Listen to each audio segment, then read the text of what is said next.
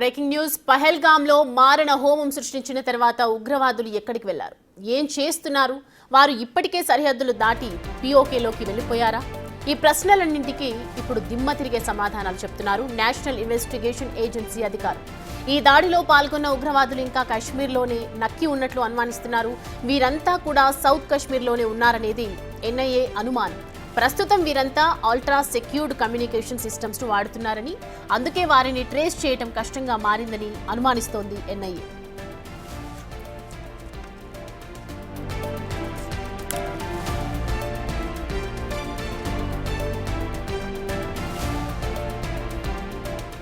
కేవలం ఈ నలుగురు ఉగ్రవాదులు మాత్రమే కాదు, వారితో పాటు అనేక మంది ఉగ్రవాదులు కూడా కశ్మీర్లో ఇంకా ఉన్నారని ఎన్ఐఏ గుర్తించినట్లు తెలుస్తోంది.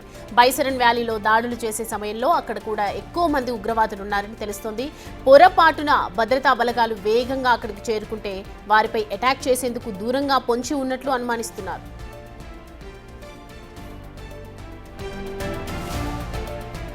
ఇక బైసరన్ వ్యాలీ కాల్పులపై దర్యాప్తు కొనసాగిస్తున్న ఎన్ఐఏ ఈ దాడిలో నలుగురు ఉగ్రవాదులు కాల్పులు జరిపినట్లు గుర్తించింది. ఒకరు ఎగ్జిట్ గేట్ వద్ద, ఇద్దరు మెయిన్ గేట్ వద్ద, ఒకరు పైన ఫారెస్ట్ వైపు నుంచి కాల్పులు జరిపినట్టు తెలుస్తోంది. అయితే ఉగ్రవాదుల్లో ఇద్దరు ఆర్మీ దుస్తుల్లో ఉన్నారు. మొదట ఎగ్జిట్ గేట్ వద్ద ఉన్న ఉగ్రవాది కాల్పులు జరపగా పర్యాటకులు భయంతో మెయిన్ గేట్ వైపు పరుగులు తీశారు. అక్కడే ఉన్న ఇద్దరు ఉగ్రవాదులు వారిని భయపెట్టారు.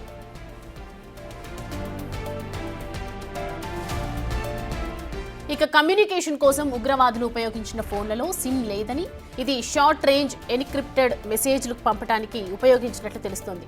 ఇక ఉగ్రవాదులు ఈ దాడులు చేయడానికి 3 పర్యాటక ప్రాంతాల్లో రెక్కి నిర్వహించినట్లు తెలుస్తోంది.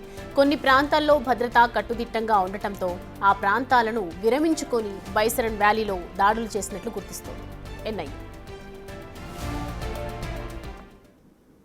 मेरा पति साइड में था, एक इंसान है उसने उसको गोली मार दी यहाँ पे। उसने बोला कि शायद मुस्लिम नहीं है, उसने उसको गोली मार दी। क्या बोलते भेलपुरी खाड़ी से मेरा पति साइड में था, एक इंसान है उसने उसको गोली मार दी यहाँ पे। उसने बोला कि शायद मुस्लिम नहीं है, उसने उसको गोली मार दी। क्या बोलते भेलपुरी खाड़ी से मेरा पति साइड में था, एक इंसान है उसने उसको गोली मार दी यहाँ पे। उसने बोला कि शायद मुस्लिम नहीं है, उसने उसको गोली मार दी। क्या बोलते भेलपुरी खाड़ी से मेरा पति साइड में था, एक इंसान है उसने उसको गोली मार दी यहाँ पे। उसने बोला कि शायद मुस्लिम नहीं है, उसने उसको गोली।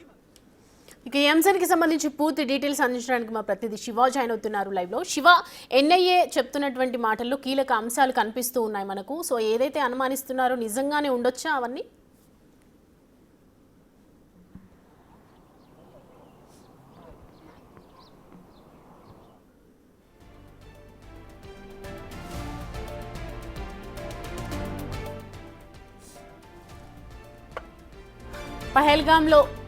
పహల్గామ్లో చూస్తూ ఉన్నాము. మనకు సంబంధించి పహల్గామ్లో మారణ హోమం సృష్టించిన తర్వాత కొన్ని అనుమానాలు అయితే వ్యక్తం చేస్తోంది ఎన్ఐఏ. ఇప్పటికే సరిహద్దులు దాటి పిఓకేలోకి వెళ్ళిపోయారా అనే ప్రశ్నలన్నింటికీ సమాధానాలు అయితే చెప్తూ ఉన్నారు నేషనల్ ఇన్వెస్టిగేషన్ ఏజెన్సీ అధికారులు. ఈ దాడిలో పాల్గొన్నటువంటి ఉగ్రవాదులు ఇంకా కాశ్మీర్లోనే ఉండొచ్చు అనే అనుమానాలు అయితే వ్యక్తమవుతూ ఉన్నాయి. వీరంతా కూడా సౌత్ కాశ్మీర్లోనే ఉన్నారు అనేది ప్రస్తుతం ఎన్ఐఏ చేస్తున్నటువంటి అనుమానం. ప్రస్తుతం వీరంతా సెక్యూర్డ్ కమ్యూనికేషన్ సిస్టమ్స్ను వాడుతున్నారని, బయటికి రాకుండా సెక్యూరిటీతో ఉంటున్నారని అనుమానాలు అయితే వ్యక్తం చేస్తూ ఉన్నారు. అందుకే వారిని ట్రేస్ చేయడం కష్టంగా మారిందని అనుమానిస్తోంది. ప్రజెంట్ దీనికి సంబంధించి పూర్తి డీటెయిల్స్ అందిస్తారు మా ప్రతినిధి శివ. చూస్తున్నాం ఎన్ఐఏ చేసినటువంటి అనుమానాల వెనుక నిజం ఎంత ఉండొచ్చు, అసలు నిజంగానే కీలక అంశాలు అయితే చెప్తూ ఉన్నారు, నిజంగానే అనుమానాలు ఉన్నాయంటారా? రైట్, డెఫినెట్గా ప్రజెంట్ పరిణామాలు చూస్తుంటే మాత్రం ఏదైతే పెహల్గామ్లో దాడి చేసిన ఉగ్రవాదులు ఎవరైతే ఉన్నారో వారు ఇంకా ఉత్తర కాశ్మీర్లోనే తలదాచుకున్నట్లుగా కూడా తెలుస్తోంది. మొత్తం ఉగ్రవాదులు ముందుగా రెక్కీ నిర్వహించి ఉగ్రదాడికి సంబంధించి ఈ నెల 15వ తేదీనే రెక్కీ నిర్వహించి, అంటే వారం రోజుల ముందు, కాల్పులకు వారం రోజుల ముందు వాళ్ళు 2 ప్లాన్లు ఇంప్లిమెంట్ చేయాలని భావించారు. అంటే ప్లాన్ ఏ, ప్లాన్ బి. అంటే వారు అటాక్ చేసే సమయంలో ఎవరు అడ్డు రాకపోతే కేవలం పర్యాటకులు మాత్రమే వారిని టార్గెట్గా చేసుకుని దాడులు చేయాలి. ఒకవేళ మధ్యలో భద్రతా బలగాలు కూడా అడ్డు వస్తే వారిపై దాడి చేయాలనేది కూడా వారు నిర్ణయించుకున్నారు. ఈ నేపథ్యంలోనే అక్కడ ప్రధానంగా పర్యాటకులపై దాడి చేసే క్రమంలో ఎవరు భద్రతా బలగాలు ఎవరు లేని పక్షంలో ఎవరు లేరు కాబట్టి మొత్తం పర్యాటకులనే టార్గెట్గా చేసుకుని అక్కడ కాల్పులు జరిపి తర్వాత అక్కడ ఉన్న స్థానికంగా ఉన్న గుర్రపుకు సంబంధించి గుర్రపు నిర్వాహకులు ఎవరైతే ఉన్నారో ఆదిల్ అడ్డుకోవడంతో అతన్ని అడ్డుకునే క్రమంలో అతను కాల్చడం, ఆ క్రమంలో కొంత ఉద్రిక్తత చోటు చేసుకునే నేపథ్యంలో అక్కడి నుంచి పరారైన పరిస్థితి కనిపిస్తోంది. అయితే మొత్తం ఉగ్రవాదులు 4 ఉగ్రవాదులు లోపలికి వెళ్ళడం, మెయిన్ గేట్ నుంచి 2 ఉగ్రవాదులు వెళ్ళగానే అక్కడ నేవీ ఆఫీసర్ సంబంధించి ఇంతకుముందు మనం టీవీలో విజువల్స్, బిగ్ టీవీ స్క్రీన్ మీద విజువల్స్ కూడా చూసాం.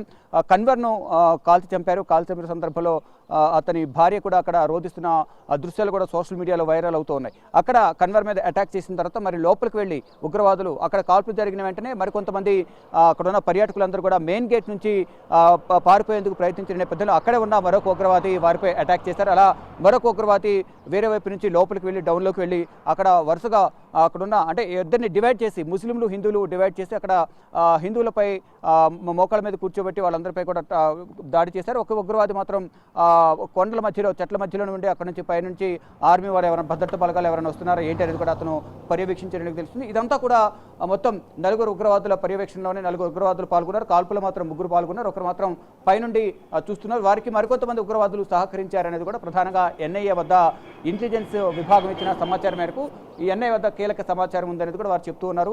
ఇటు కాశ్మీర్లోని పుల్వామా సరిహద్దు ప్రాంతాల్లో, పరిసర ప్రాంతాల్లోనే వారు తలదాచుకున్నట్లుగా కూడా తెలుస్తోంది. దానికి సంబంధించి ఏదైతే సిమ్ కార్డులు కూడా, ఫోన్లు లేకుండా సిమ్ కార్డులను ద్వారా వారు కమ్యూనికేషన్కి సంబంధించి వినియోగించినట్టు కూడా తెలుస్తుంది. అంటే అల్ట్రా సెక్యూర్డ్ కమ్యూనికేషన్ సంబంధించిన సిస్టమ్ను వారు వాడినట్లుగా కూడా ఎన్ఐఏ గుర్తించింది. అంటే వారితో పాటు అనేక మంది ఉగ్రవాదులు ఆ ప్రాంతంలో నగ్గి ఉన్నట్లుగా కూడా తెలుస్తోంది. మొత్తం ప్రజెంట్ మనం కుప్వారా ప్రాంతంలో ఉన్నాం. ఇక్కడ ఈ కాల్పులకు సంబంధించి కాల్పుల విరమణ ఒప్పందంలో భాగంగా అంటే కార్మికుల ఒప్పందాల భాగంగా ఉల్లంఘించి పాకిస్తాన్ కాల్పులకు తెగబడుతుంది.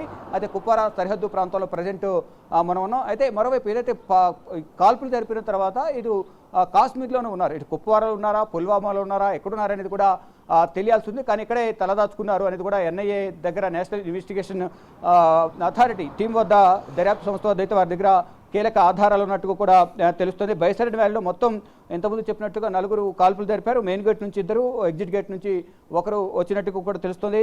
ఇక మరోవైపు వీరందరూ కూడా మిలిటరీ దుస్తుల్లోనే, అంటే ఇండియన్ ఆర్మీకి సంబంధించిన సైనిక దుస్తుల్లోనే వీరంతా కూడా దాడులకు తెగబడ్డారు. అక్కడ పర్యాటకులు కూడా అంటే ఇండియన్ ఆర్మీకి సంబంధించిన సైనికులే అని ఎవరు కూడా భయపడని పరిస్థితి అయితే ఉంది. కానీ ఒక్కసారిగా ముందు కాల్పులు జరిపిన నేపథ్యంలో అందరూ కూడా దిగ్భ్రాంతి చెందారు. తర్వాత మరొక ఉగ్రవాది అటాక్ చేశారు. ఇలా 3 ఉగ్రవాదులు పర్యాటకులపై అటాక్ చేసి 26 మందిని హతమార్చారు. మధ్యలో గుర్రపు నిర్వాహకుడు, ఎవరైతే గుర్రాల మీద పర్యాటకులు తీసుకుని వెళ్తారో అక్కడ ఆదిల్ అడ్డుకోవడంతో అక్కడ చాలామంది ప్రాణాలకు అడ్డు రావడంతోనే అక్కడ ఆదిల్ వల్ల మరికొంత ప్రాణ నష్టం తగ్గింది అనేది కూడా అక్కడ ఉన్న ప్రత్యక్ష సాక్షులు కానీ వారి కుటుంబ సభ్యులు చెప్తున్నారు. మొత్తంగా చూసుకుంటే ఈ ఉగ్ర దాడుల వెనుక, దాడులకు సంబంధించి మొత్తం అనేక మంది హస్తం ఉంది. ముందుగానే రెక్కి నిర్వహించి, వారం రోజులు ముందుగా రెక్కి నిర్వహించి 15వ తారీఖున మొత్తం అంతా ప్రాంతాలని కూడా పరిశీలించిన తర్వాత 22వ తేదీన ట్రెక్కింగ్ చేస్తూ వారు పైకి వెళ్ళినట్టుగా కూడా తెలుస్తుంది. మెయిన్ గేట్ నుంచి 2, వెనుక గేట్ నుంచి, వేరే గేట్ నుంచి ఒకరు మాత్రం లోపలే ఉండి ఈ అడవిలోనే అటు చెట్ల మధ్యలో ఉండి పరిశీలిస్తున్నట్టుగా కూడా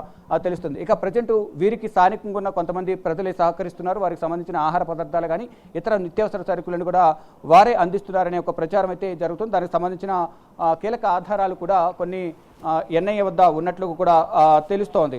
అంటే ఇక అప్పటికే వీళ్ళు సిమ్ లేకుండానే ఫోన్లు ఉపయోగించినట్టు కూడా తెలుస్తుంది. వీటిని ట్రేస్ చేయడం కష్టంగా కూడా మారుతున్నట్టు కూడా దర్యాప్తు సంస్థలు చెప్తున్నాయి.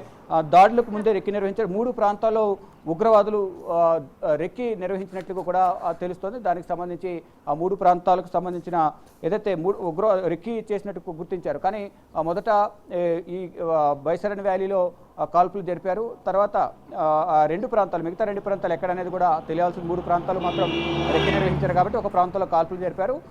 తర్వాత వేరే ప్రాంతాలు కూడా వెళ్లాల్సి ఉంది. కానీ అక్కడ ఉద్రిక్త పరిస్థితులు నెలకొన్న నేపథ్యంలోనే వారు ఇప్పుడంతా కూడా పరారీలో ఉన్నారు. వారంతా ఇప్పుడు ప్రజెంట్ పుల్వామాలోను, ఇటు కుప్వారా పరిసర ప్రాంతాల్లో, కాశ్మీర్లో తలదాచుకున్నట్లు కూడా తెలుస్తూ ఉంది. సౌమ్య, అయితే శివ ఇప్పుడు మరి ఏదైతే అనుమానిస్తూ ఉన్నారో, right, thanks for the updates.